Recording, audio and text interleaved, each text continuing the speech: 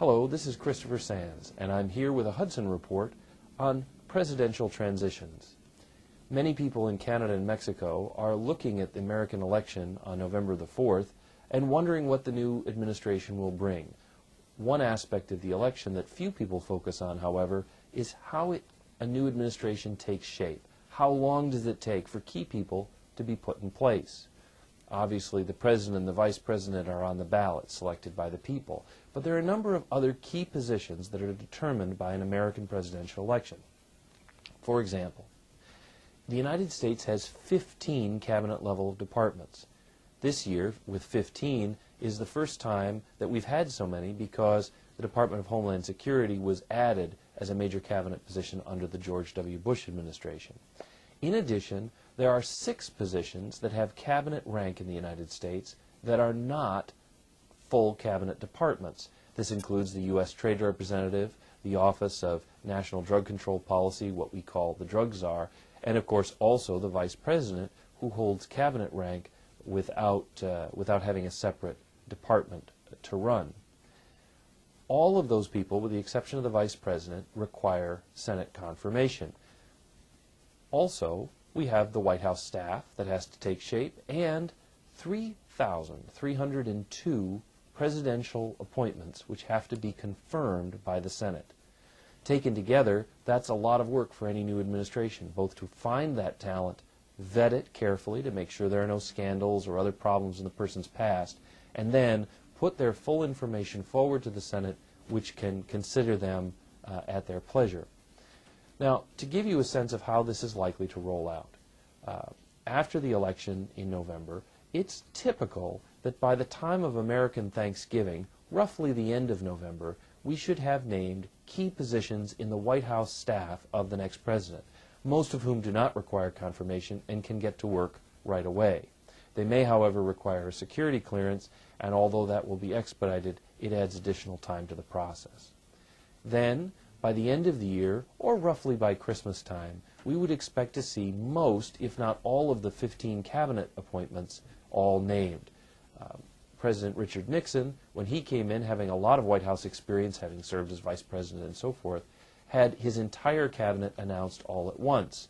Most presidents name a few key positions first and then gradually release names of other considered to be lesser positions, for example, the Secretary of Labor or the Secretary of Health and Human Services.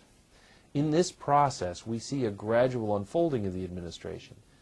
If we follow the precedent of the George W. Bush administration, we'll discover that by the State of the Union address on the 20th of January, Congress will agree to have confirmed all of the key positions. In fact, 7 cabinet positions were confirmed on the same day as George W. Bush's inaugural address in 2001.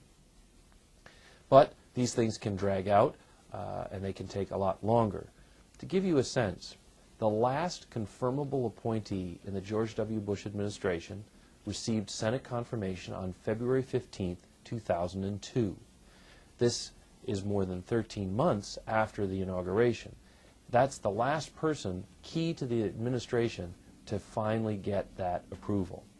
Now, of those 3,302 people, I should stress, we're talking about assistant secretaries, people to run the bureaucracy. We're not counting ambassadors and judges. And ambassadors will be a key issue for our North American neighbors. How soon will the president name an ambassador for Mexico and an ambassador for Canada?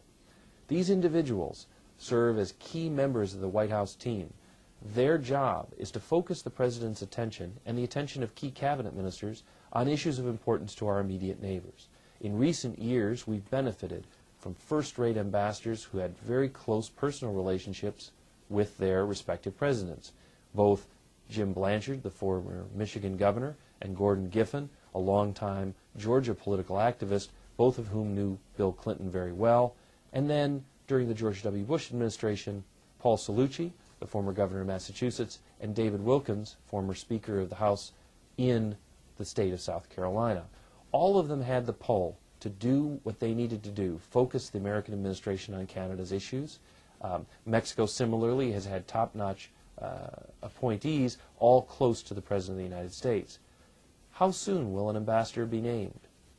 If we look at past precedent, we should have an idea by about May of 2009 who the key ambassadorial appointments will be. Provided they're not controversial, they could be approved as early as June, possibly having them in place in Ottawa by the 1st of July, and in Mexico similarly in early July. That's assuming no controversy and no scandals, and so of course there are no guarantees. One last note. One thing we can expect from both of the presidential candidates running today, whoever wins, is a difficult relationship with the Congress.